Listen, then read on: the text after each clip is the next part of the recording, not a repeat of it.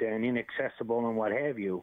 But of course, with climate change and decreasing ice cover, the Arctic Ocean has become much more accessible. And there are areas of the Arctic Ocean, especially those areas that are of less than 2,000 meters of depth, where fishing certainly can occur. It's physically possible to put a trawl or a gill net or some such fishing gear as that down to a depth of 2,000 meters and take fish out of it.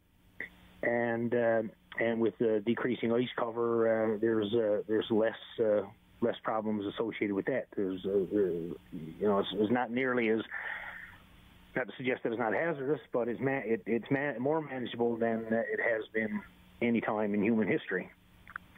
So from that perspective, you look at all of that, getting an agreement negotiated where we say, no, we're not going to do this time. We're going to try it. We're going to try a different approach, and one that I would suggest, had we had the opportunity and the foresight to prosecute this type of approach in Northwest Atlantic, for example. We can pick almost any ocean, any area where we fished in the world. We undoubtedly would have avoided a whole lot of arguments over whose fish it was and how much of it people and nations had a share in, and almost without exception, we would have avoided the environmental damage to the fish stocks that came as a result of that. And that was an excerpt of my conversation with Trevor Taylor. He is Vice President of Conservation for Oceans North Canada. It's a Canadian environmental NGO. And I spoke to him on the phone from Iqaluit in Nunavut. All right. When does this actually take effect? So right now what happens is that the countries have signed. It has to go to ratification. Once it's ratified, the countries, so this 16-year moratorium kicks in officially. But it means also that even before everybody ratifies it, actually the moratorium is much longer because the countries have agreed now not to fish. And the next step would be to set up these scientific studies and that everybody agrees how do they do this, and then bring more countries on board, because we have the big fishing powers, but there are other countries that have this capability, and hopefully this will become a much larger agreement.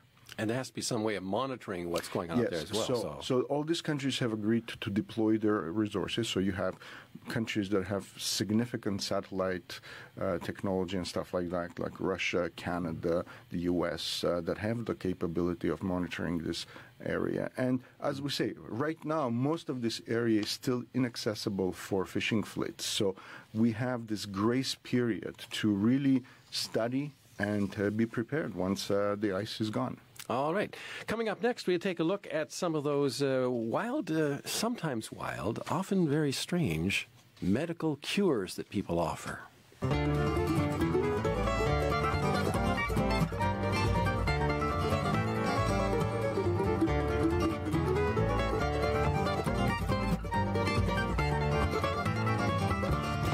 Well, I have to ask you guys, when you're watching TV, how many times have you seen something come up on TV saying, this medical bracelet will cure you of rheumatoid arthritis or something, or this miracle diet will, help you lose weight in 2 days kind of thing or something?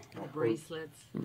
Yeah, I don't watch TV, but it's all over the internet. It's all over social media. Well, of course, there are all kinds of these things that go on. And there's a Canadian medical research expert on health issues, Professor Tim Caulfield of the University of Alberta. Well, he has started a documentary TV series called A User's Guide to Cheating Death. And in it, he has traveled around the world talking to people who promote these various cures and to people who use them or take part in them and believe in them, and even tries out most of them as well for himself. So in this excerpt, I asked him what kind of a reaction he has when he sees these health promises that he, as an expert, knows are shams or at the very least scientifically dubious.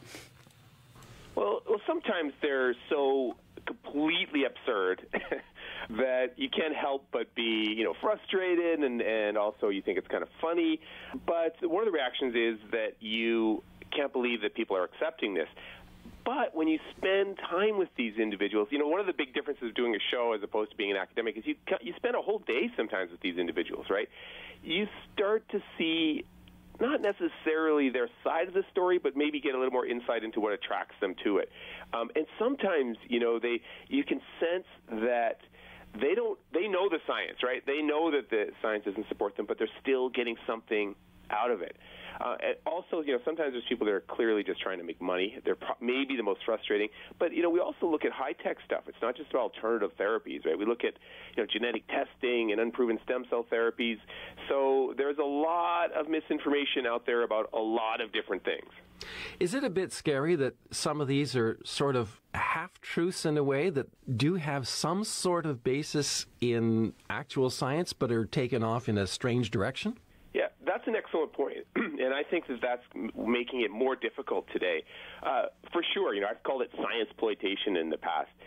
Sometimes what you see are these providers, justifying their work based on, a little bit of science or more often just the use of scientific language, right? So they'll use the language of stem cells, they'll use the language of genetics or quantum physics, right, in order to justify these practices, even though it's either incredible exaggeration of what the science actually says in that space, or it's a complete misapplication of the science. In talking to some of the people who are promoting these we'll call them offbeat remedies and ideas and so on, do any of them ever express any kind of shame at what they're doing in the sense that they know they're cheating people with this? I like the term offbeat, by the way. Yes, I think for sure we saw some of that. There's a couple of individuals, including the first episode and the detox one, where I kind of really tried to invite the person to see how absurd this was, but they were budging. For that individual, this worked, right? It was the trampoline detox. But there were a couple of times where you could see it in their eyes, where there was like, and I think the camera caught this, right? I know I'm telling you BS. You know it's BS. Let's forge ahead on this storyline. Again, I just can't imagine that there are so many people, intelligent people, that seem to fall for things that for example, as a scientist, are completely off the wall. They do, and I think we can learn from this, right? What is attracting these individuals? And by the way, you have to keep in mind, this is a large sector of society that's interested in this stuff, right? This isn't like niche stuff. A lot of these things are huge industries, right? Supplements, a variety of alternative therapies, marketing of unproven therapies. These are big industries, right? And perhaps, we heard this a lot, actually, that they feel like they're not getting something from conventional health care, right? Something's missing, whether it's the attention, whether their problem isn't being taken seriously, or whether they're really just looking for some simple answer to a complex problem, right? There's a lot going on there, and I hope that we give some insight into that part of the equation.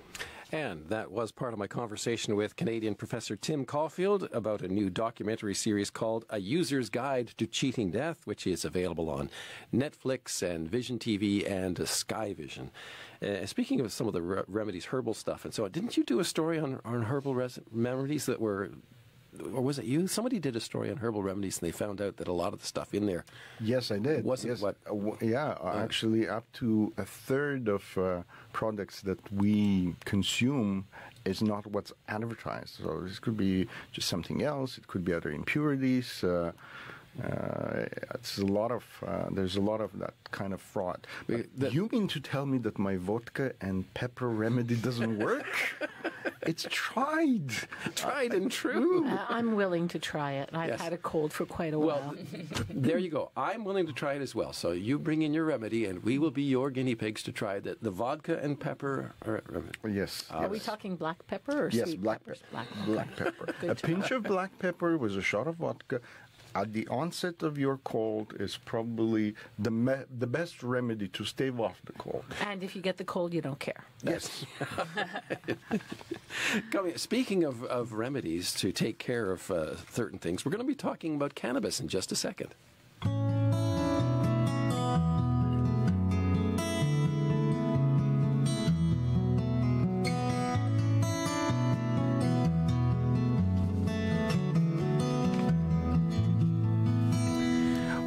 All right, here in Canada, the recreational use of cannabis is going to be legal in just a short while, October 17th. That's less than a fortnight away, actually. And there's been a lot of talk on the subject, but now comes a bit of a caution word for seniors who may want to take cannabis, right, Lynn? Yes, indeed. The funny thing, of course, is that many people who are now in their 60s and their 70s used marijuana when they were young, and they may be considering, trying it again. But some doctors are warning them to be careful and to not assume that they can go about it in the same way. So for details on this, I spoke with Dr. Mona Sidhu. She's a geriatrician with the Hamilton Health Sciences Group of Hospitals in Ontario. She's also a member of the Canadian Coalition for Seniors' Mental Health. All right, let's take a listen. Dr. Sidhu, what do seniors need to know about the use of cannabis? First and foremost, seniors need to know that there are different strains and formulations that are available. Often seniors may think that the cannabis is what it used to be, and it's important to know that modern-day cannabis is different than the cannabis that they were once exposed to or know of. Cannabis is also absorbed differently, and there are aging changes that can affect the way cannabis affects the older adult. So it's important to keep in mind that there are aging changes as well as medication interactions. So a lot of older adults are on more medications, and to keep in mind that there are possible interactions with other medications or pronounced or enhanced side effects that may be felt once cannabis therapy is started. Where will Canadian seniors get this information? Well, right now, most information that is available is really through their primary care physician or any other specialist that they may be seeing that might have some knowledge on cannabis and uses of medicinal marijuana. I know that a lot of pharmacists are now getting more education, and if they are going to be working alongside with physicians that do prescribe, they're mandated to learn more about cannabis therapy. We don't necessarily have guidelines that can be accessed on the web or the things that we are handing out to our patients. Health Canada does have some information on their website about cannabis therapy, but largely information is provided by the clinicians. And how well equipped are doctors to inform people? At this point in time, it's variable. I would say, generally speaking, most primary care physicians and pharmacists are not well equipped with knowledge on guiding, dosing, and really discussing cannabis therapy. So we do have a long ways to go, and our guidelines will help shed some more light and help support clinicians about cannabis use and explaining differences between formulations as well as the differences between recreational and medicinal uses. So you are developing guidelines? Yes, our Coalition for Seniors, we are developing guidelines. It's guidelines about cannabis use disorder, but we do touch on topics like indications for its use, but more so to outline that there is limited evidence for certain indications. Dr. Sidhu says she is very concerned that legalization happens in just a few weeks, and of course many seniors are not well informed. For example, apparently oils or cannabis consumed in foods can be very much stronger, and of course the strains can be quite a bit different from what they were in the 70s and the 80s. She says if seniors aren't careful about how they use cannabis, they can run the risk of taking too much.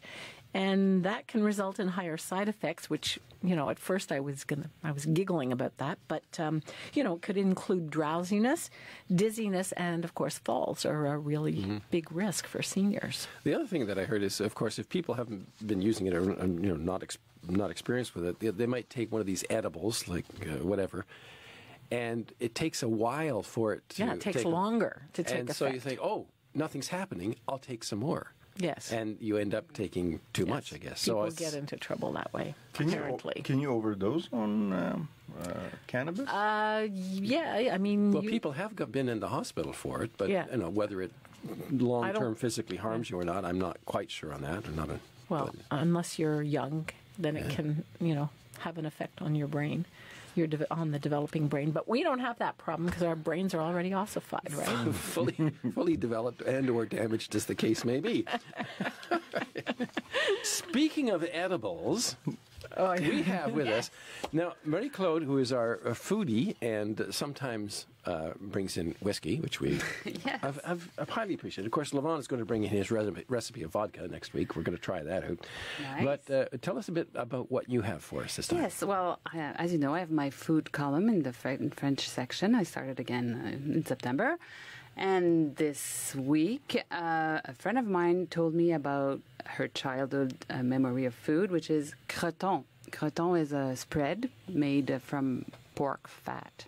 Actually, it's the main ingredient is the fat in your tummy, in the pig's tummy, but it's mixed with meat too. I know it's not it doesn't sound that healthy, but it's as a lot of traditional Quebecois cuisine, feeds a lot of people. Sure kept you going in the pioneer days. It feeds a lot of people. Heating. It doesn't cost very much, and it's tasty, as you can smell.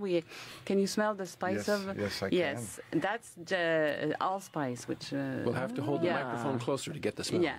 So the best way to try croton is on toast. That's why I have a toaster right here in the corner. So I'm going to toast the bread, and since there's nothing more boring than watch bread being toasted, I'm going to show images while it toasts. Okay, we were going to plug the toaster up here so you could see it, but we were afraid it would blow a fuse. Exactly. So That's all we need. We have a high-tech studio. You plug in this toaster and everything goes kaput.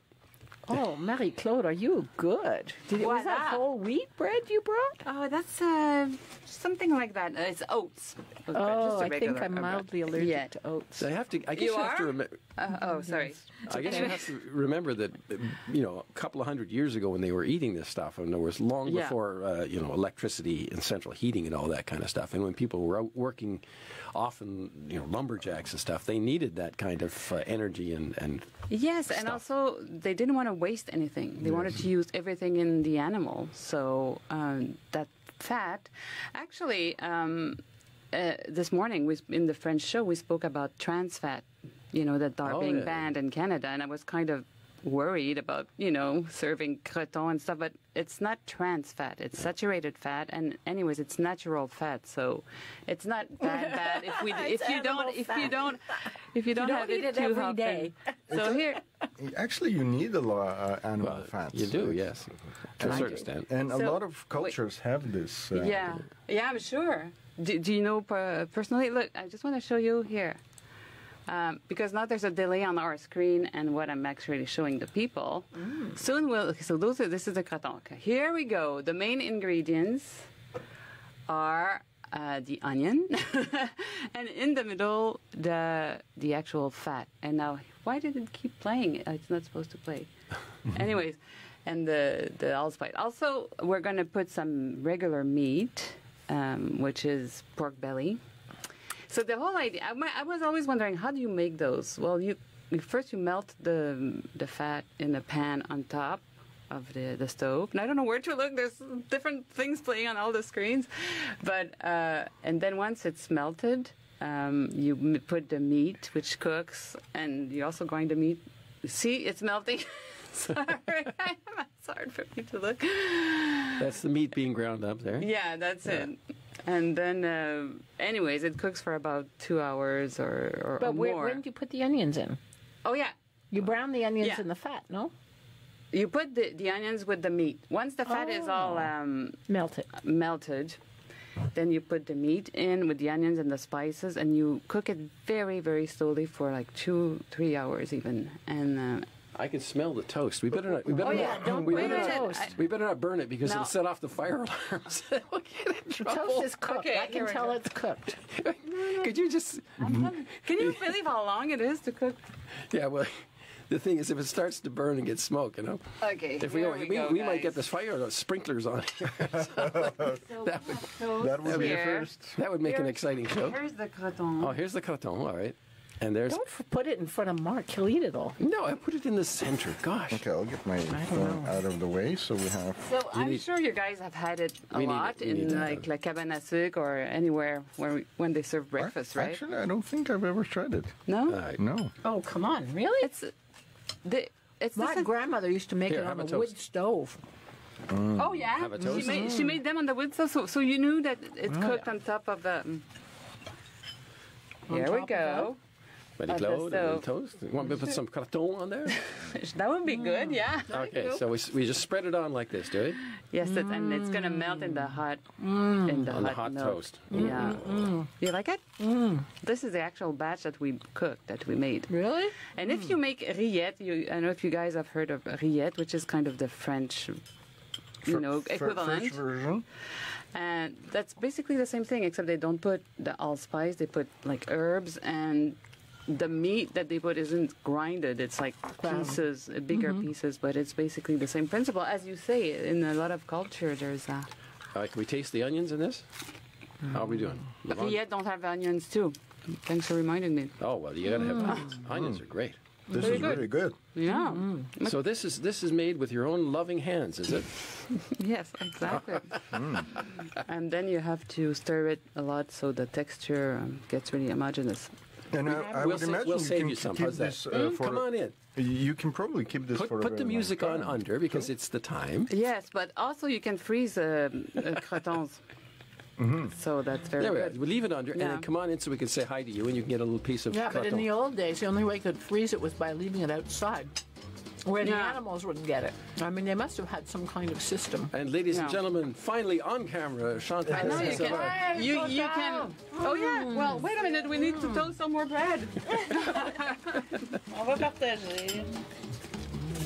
So we have to get a good Donner la moussette. smile at one of the cameras so we can see. Yeah. one of Ah, the- mais il me voit de l'autre côté. No, not really. Let's see me a little bit. Yeah. So this is Chantal. There she is. Taste it. See what you think, Chantal. Yeah. We need to. She's a bit shy. Good, eh? Sont bons, hein? Yep, yep, yep. It's true that the best way to serve it is on hot toast. Yeah, because then the Salty? fat melts a little bit. Yeah. It And, probably goes good with a beer. Yes, and whiskey. yeah, that's I mean, Vodka. Vodka. Yeah, vodka. yeah. Next week we should have your remedy for a cold, but I'm sure we all have a version of a remedy for the cold that involves Well, we can make alcohol. one up. Yeah. I mean, we could be a get, topic for another get some day. whiskey and just invent something. I'm sure. Yeah. Maybe if the listeners have an idea, they can send us it. Write us an email and tell us your particular remedy for colds, and we'll maybe have a little bit of fun with that. Gin. Gin. There you go. Hopefully involving alcohol. Gin and I don't lemon know. and You're everything. obsessed. You could just have water with lemon and honey. That would be okay too. But so boring. Maybe like a few drops of gin in there just to. You're obsessed. Well, we're almost out of time, so we'll have to say goodbye. So for Lynn and Levon and Marie-Claude and myself and Chantal and Pierre Dutil back in the deep dark regions of the studio. Oh, Pierre didn't have any. Take care until next week. Bye-bye. Bye. Bye. Bon appétit. Well, we saved him some. There you go. Ah.